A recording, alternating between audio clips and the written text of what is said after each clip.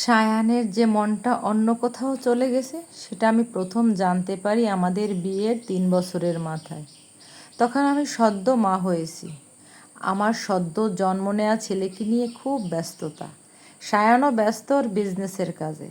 তার মাঝে হঠাৎ এক ভোরবেলায় আমার ছোট বোন ফোন করলো। খুব কাঁদছিল ফুপিয়ে ফুপিয়ে। বলল, আপা, তুই কি সায়ান ভাইয়ার কোনো খোঁজখবর রাখিস না? উনি আমার বান্ধবীকে অনুকে নিয়ে রূপসা রিসোর্টে গিয়েছে।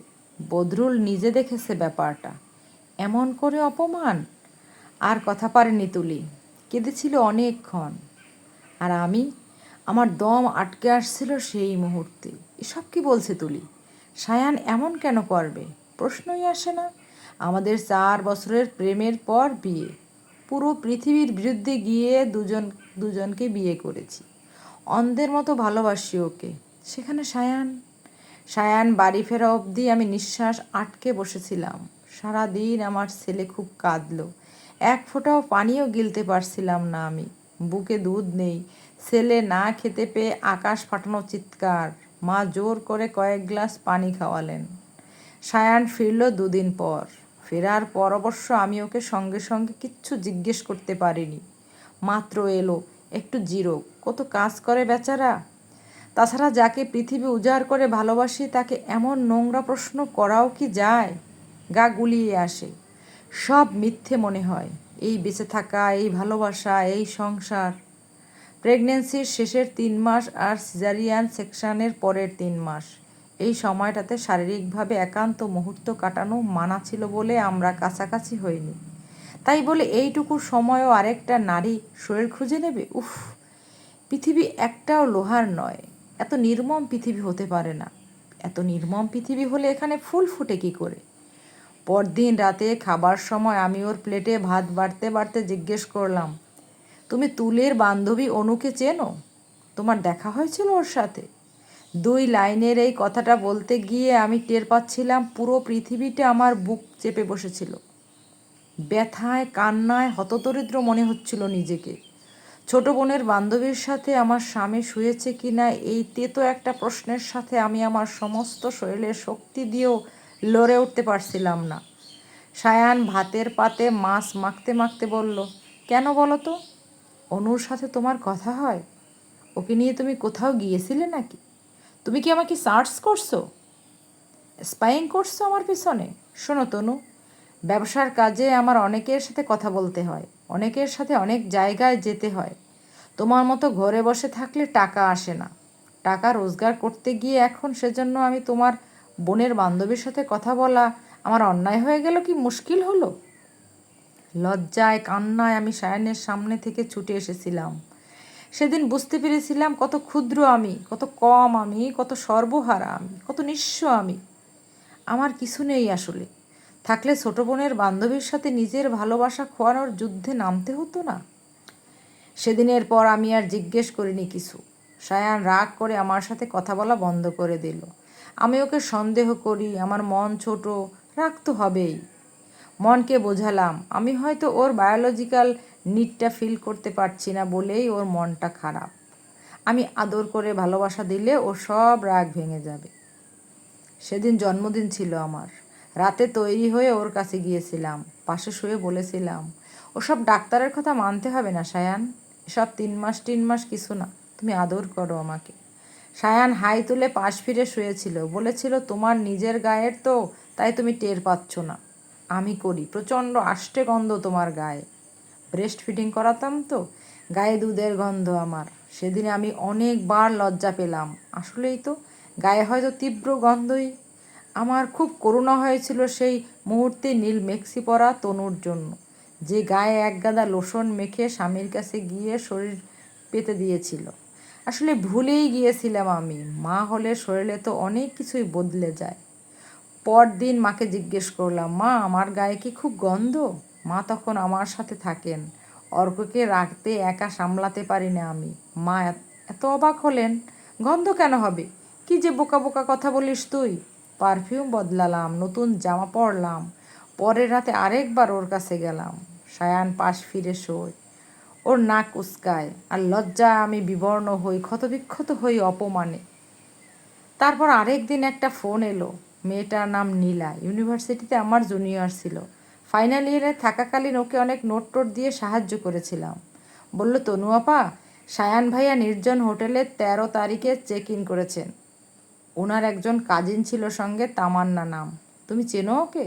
আমরা তো বেড়াতে গিয়েছিলাম, তখন দেখলাম। আমি সেদিন জেনে গিয়েছিলাম মা হতে গিয়ে তনয়া নামের মেয়েটা তার সব হারিয়েছে। আচ্ছা, আমি একাই বুঝি এরকম হারিয়েছি? আর কেউ হারায়নি মা হতে গিয়ে এসব? আমার বিয়ের পর অবশ্য মা কয়েকবার আমাকে বলেছেন, তনু, ওর তোর প্রতি আগ্রহটা আমি টের পাই না কেন বলতো?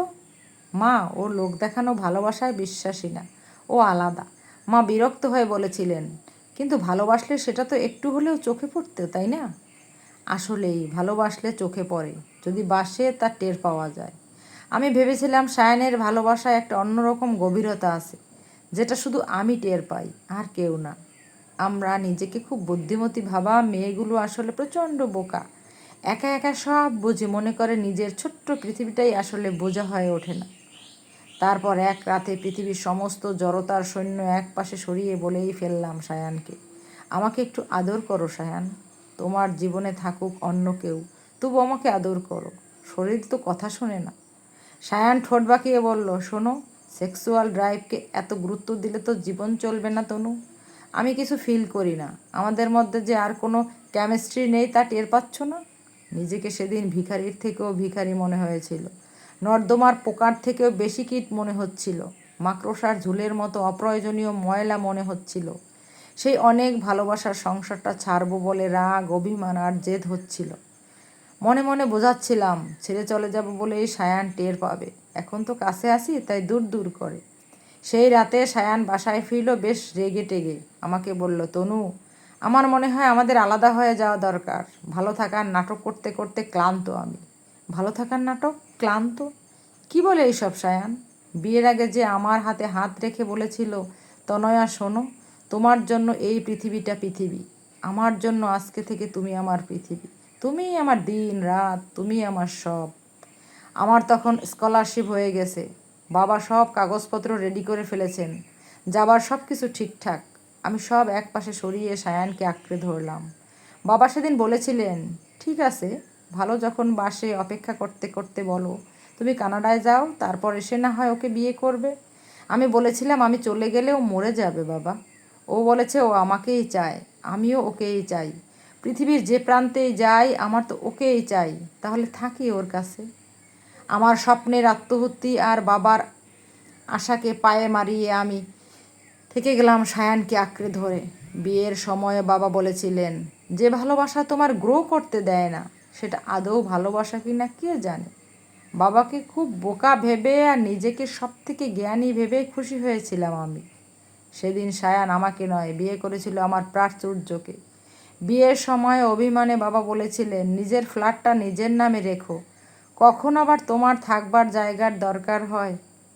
আমি হেসেছিলাম। বিয়ের পর সায়ানের প্রথম জন্মদিনে সেই ফ্ল্যাট আমি সায়ানকে লিখে দিয়েছিলাম।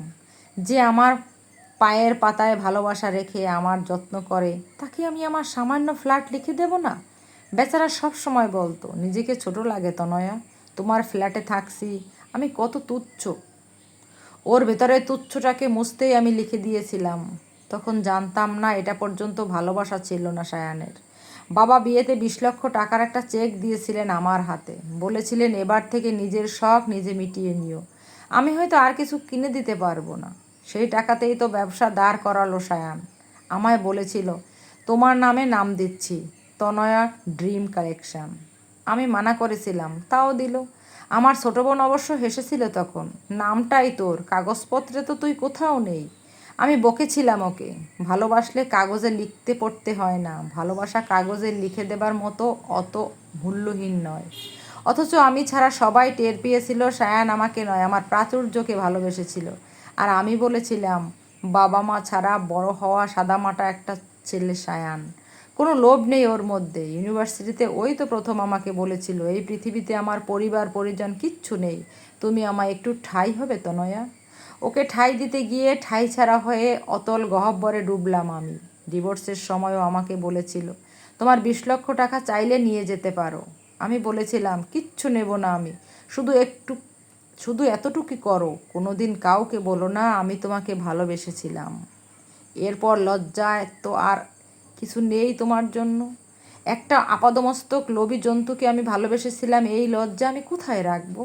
আমার ছেলে অর্ককে নিয়ে এক কাপড়ে বেরিয়ে এসেছিলাম সেদিন। দেশে আর থাকিনি, মনে হচ্ছিল এই বাতাসে আর বাঁচবো না। অস্ট্রেলিয়াতে চলে এসেছি তুলির কাছে। এখানে আমার দারুণ একটা জব হয়েছে, একটা ছোট্ট বাড়িও নিয়েছি নিজের। মা বাবাও খুশি আমার এই ভালো থাকা নিয়ে। শুনেছি সায়ান বিয়ে করেছে। আমার একটুও কষ্ট হয় না, সময়ও গেল, কষ্টও চলে গেল। শুধু মাঝে মাঝে মাঝরাত্রিরে আমি একটা মেয়ের কষ্ট খুব টের পাই। নীল মেক্সি পরা সদ্য মা হওয়া একটা মেয়ে, যে স্বামীর কাছে আদর চাইতে গিয়ে শুনেছিল তোমার গায়ে বড্ড আষ্টে গন্ধ। সেই সময় উঠে আমি শাওয়ার নিই, আমি স্পষ্ট দেখতে পাই নীল মেক্সি পরা মেয়েটা কেমন অসহায় হয়ে নিজের অন্তর্বাস শুকেছিল সেই রাতে। মেয়েদের জন্য বড্ড কষ্ট, সেই মেয়েটার জন্য বড্ড কষ্ট হয় আমার।